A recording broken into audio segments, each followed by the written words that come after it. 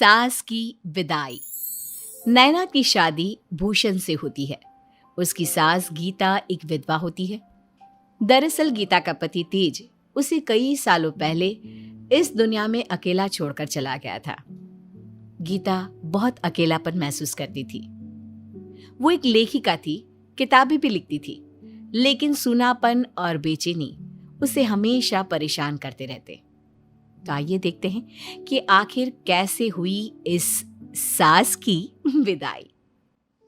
वाह मम्मी जी, आपकी नई किताब ने तो पूरे शहर में अपना जादू जमा दिया है। न्यूज़पेपर्स, मेल्स, मैसेंजर्स और ऑनलाइन सोशल मीडिया पर सभी लोग आपकी तारीफों के पुल बांध रहे हैं। मैं तो आपके लिए बहुत खुश हूँ। शुक्रिया बहू। वैसे मम्मी, बात थोड़ी सी कड़वी लगेगी, लेकिन आपने जो ये किताब लिखी है ना, उसकी स्टोरी मुझे बिल्कुल भी पसंद नहीं आई। आई मीन ओवरऑल ठीक है, लेकिन एक पति अपनी पत्नी से आगे होना चाहिए, ना कि उसके पीछे। आप हर स्टोरी घुमा फिरा कर औरतों के सपोर्ट में ही लिखती हो। कभी तो आदमियों के लिए भी दिल का हाल बयां कर दिया कीजिए। भूषण ये कहकर चला जाता है। ये भूषण भी ना पूरा का पूरा पागल है, कुछ भी कहता है। तुम उसकी बातों पर ध्यान मत दो, वो पूरा अपने पापा पर गया है। लेकिन मम्मी जी, आप ना यूं ही विमेन एम्पावरमेंट पर कहानियां लिखती रहिएगा। इससे औरतों को भी काफी प्रेरणा मिलती है। और जिन आदमियों के दिमाग में जंग लगी हो ना, जैसे कि मेरे पतिदेव और आपके सपूत, उनकी जंग को निकाल कर उनके दिमाग को एकदम चकाचक कर दो। गीता और नैना का रिश्ता एक सास और एक बहू के रिश्ते से बढ़कर एक माँ और बेटी के रिश्ते से कम नहीं था। नैना गीता का हर चीज में, हर बात में, हर काम में ख्याल रखती। रात में जब गीता लिखते लिखते सो जाती तो नैना चाय बनाकर गीता के लिए ले आती। मम्मी जी, ये लीजिए गर्मा गर्म मसाला चाय, आपकी फेवरेट, जिससे आपको फ्रेश और रिलैक्स्ड महसूस होगा और आप लिखाई पर और भी अच्छे से ध्यान दे पाओगे। और ये आपकी गोलियां, इन्हें भी खा लेना, वरना आज का खुराक फिर से मिस हो जाएगा। अरे नैना बहू, तुम भी ना। थैंक यू बेटा, मेरा कितना ख्याल रखती हो तुम। एक दिन नैना देखती है कि गीता अपने कमरे में रो रही है और अपने स्वर्गवासी पति की तस्वीर को देखकर अकेले में ही बात कर रही है। तभी नैना फौरन उसके पास जाती है। मम्मी जी, क्या हुआ आपको? आप रो क्यों रही हो? कुछ भी तो नहीं, खामखा परेशान मत हो नैना बहू। मैं बिल्कुल ठीक हूँ। नहीं, कोई बात तो है जो आप मुझसे छुपा रही हैं। आपको पापा जी की याद आ रही है ना? हाँ बहू, आज के दिन हमारी सालगिरह होती थी। वो हर साल मेरे लिए तोहफे और वो सनशाइन बेकरी के केक लाते थे, वो भी कॉफी केक जो मुझे पसंद था। उन्हें गुजरे हुए 15 साल हो गए, लेकिन इन 15 साल में जो अकेलापन मुझे महसूस हुआ है, जो सूनापन मुझे अपनी जिंदगी गुजारने में खलता है, वो किसी सजा से कम नहीं। हाँ मम्मी जी, मैं आपकी बातों को और आपके मन के जज्बातों को भली भांति समझ सकती हूँ। बस आप हिम्मत रखिए। और मैं हूं ना आपकी नैना बहू, जो आपकी बहू कम बेटी ज्यादा है, और आप तो मेरी माँ हो। आप खुश रहा करो। आप यूं रोती हो ना तो मेरे कलेजे में आग लग जाती है। कुछ दिनों बाद गीता के ऑफिस में एक फैन उससे मिलने आता है। उम्र में गीता से कुछ 5-6 साल कम और दिखने में बेहद अच्छा। इसका नाम था मोहन। हाय गीता जी, मेरा नाम मोहन है। मैं आपको क्या बताऊं, मुझे आपकी किताबें इतनी पसंद है कि बस मैं तो पागल हो गया था आपसे मिलने के लिए, और आज फाइनली मिल भी लिया आपसे। अरे बाप रे, ये तो मेरे लिए बहुत ही सौभाग्य वाली बात है कि मेरा कोई चाहने वाला मुझसे मिलने आया है, वरना आजकल तो फैंस बस लेटर्स और गिफ्ट्स ही भेजते हैं। जी आई नो, लेकिन आप ना क्या जादू ही लिखती है। आपके शब्दों में वो खूबसूरती होती है जो किसी को भी पिघलाते। सच में मुझे आपके विचार काफ़ी पसंद है। मैं यहाँ इस शहर में आपसे मिलने आया हूँ। अब 1 हफ्ता और रुकूंगा, तब तक अगर मैं आपके ऑफिस लाइब्रेरी में रोज आकर किताब पढ़ूंगा तो इससे आपको कोई दिक्कत तो नहीं होगी ना? अरे नहीं नहीं, बिल्कुल नहीं। ये महफिल पढ़ने वालों की ही है, फिर हम कौन होते हैं आपको मना करने वाले। मोहन रोज लाइब्रेरी में किताब पढ़ने आता और गीता और वो खूब सारी मीठी मीठी बातें करते। बातें करते करते हंसते गाते कैसे दिन गुजर जाता उन्हें पता भी नहीं चलता। एक हफ्ता होने के बावजूद मोहन शहर छोड़कर नहीं जाता, वो वहीं रहता है। ऐसे ही दिन गुजर जाते हैं और धीरे धीरे गीता और मोहन दोनों एक दूसरे से प्यार करने लगते हैं। अब गीता जी, मुझे आपसे कुछ कहना है। हाँ कहिए। गीता जी, मैं आपसे प्यार करता हूँ। क्या आप मेरे साथ अपनी आगे की जिंदगी बिताना चाहेंगी? ये सुनकर गीता एकदम से हैरान होकर शर्मा जाती है। अब हाँ मोहन जी, मैं भी आपसे प्यार करती हूँ और हाँ, मैं आपसे शादी करने के लिए भी तैयार हूँ। लेकिन ये दुनिया, ये समाज, मेरा बेटा, मेरी बहू, ये सारे दायरे हमें रोकेंगे, हमें जीने नहीं देंगे।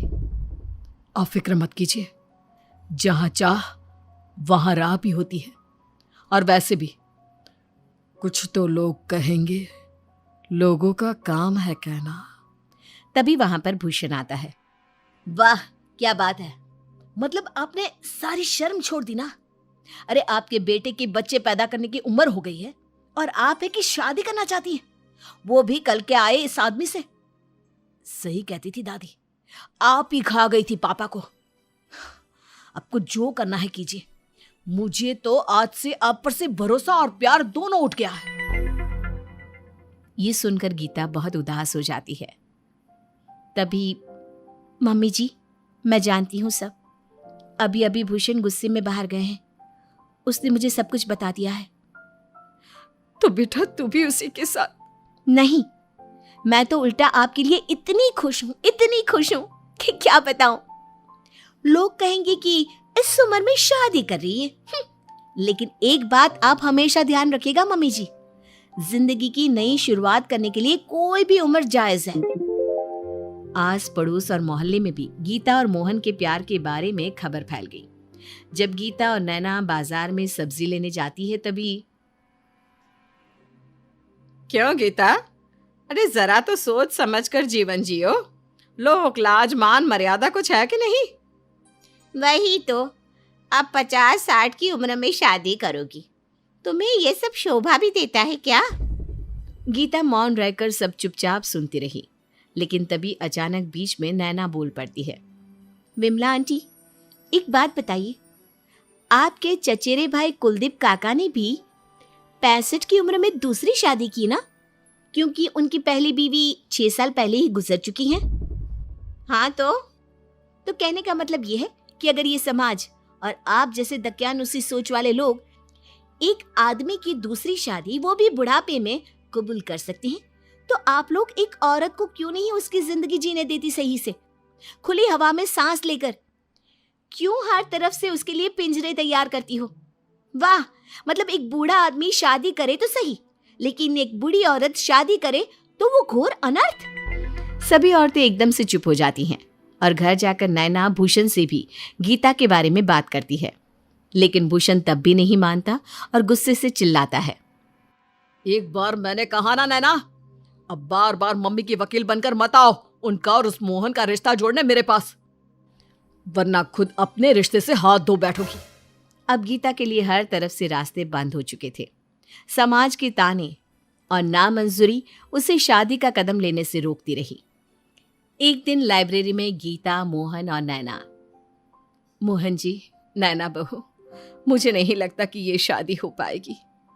हाँ नैना, गीता जी के लिए दुनिया इंपॉर्टेंट नहीं है, लेकिन उनके इकलौते बेटे भूषण में ही उनकी दुनिया बसती है। अगर वो भी मना कर रहा है और इस रिश्ते के जुड़ने से नुकसान ही है तो यही सही।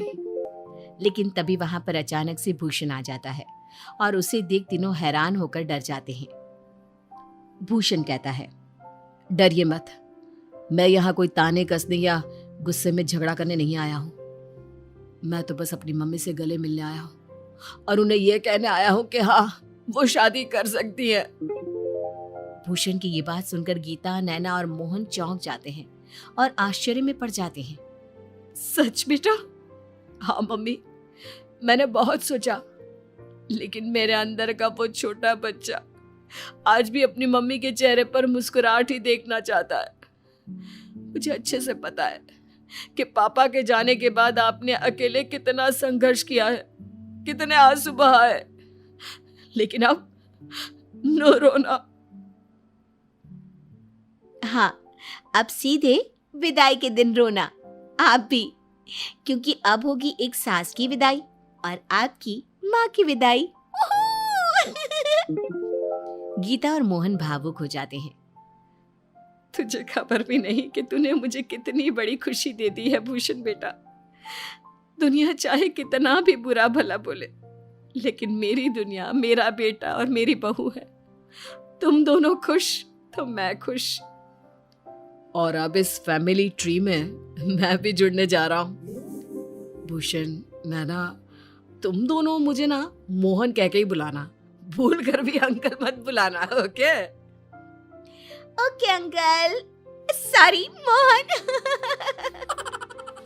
इस तरह नैना सारी शादी की तैयारियां करती है और रीति रिवाज और विधि विधान से गीता और मोहन की शादी होती है।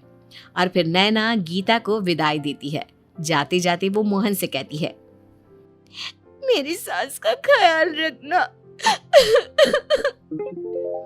और इस तरह सास की विदाई हो जाती है और गीता और मोहन एक नई और खुशियों से भरी जिंदगी गुजारते हैं एक साथ।